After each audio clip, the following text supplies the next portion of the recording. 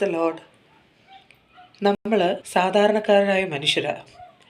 അതേ മനുഷ്യർ മറ്റുള്ളവർ നമ്മളെ വാലിഡേറ്റ് ചെയ്യണം, അംഗീകരിക്കണമെന്ന് ആഗ്രഹിക്കുന്നവരാണ് നമ്മൾ ഓരോ കാര്യം ചെയ്യുമ്പോഴും. അത് നമ്മുടെ കുടുംബാംഗങ്ങളായിക്കോട്ടെ, നമ്മളുടെ സമൂഹത്തിലുള്ളവരായിക്കോട്ടെ, നമ്മൾ ജോലി സ്ഥലത്ത് ഇടപെടുന്നവരായിക്കോട്ടെ, ആരുമായിക്കോട്ടെ. മനുഷ്യരുടെ വാലിഡേഷന് വേണ്ടി ഒരുപാട് ആഗ്രഹിക്കുന്ന നമ്മൾ യേശുവിനെ വിശ്വസിക്കുന്നവരോടാണ് ചോദിക്കുന്നത് കേട്ടോ. ദൈവത്തിൻ്റെ കയ്യിൽ നിന്നൊരു വാലിഡേഷൻ ആഗ്രഹിക്കാറുണ്ടോ?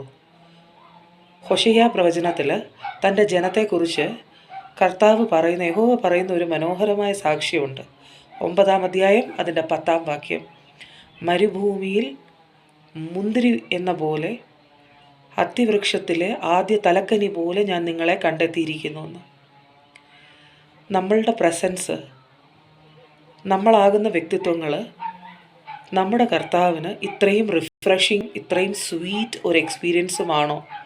അതോ ക്രിസ്തുവിൽ വിശ്വസിക്കുന്നവരെ കൊണ്ട് ക്രിസ്തുവിന് നാണക്കേടാണോ കൂടുതലുണ്ടാകുന്നത്?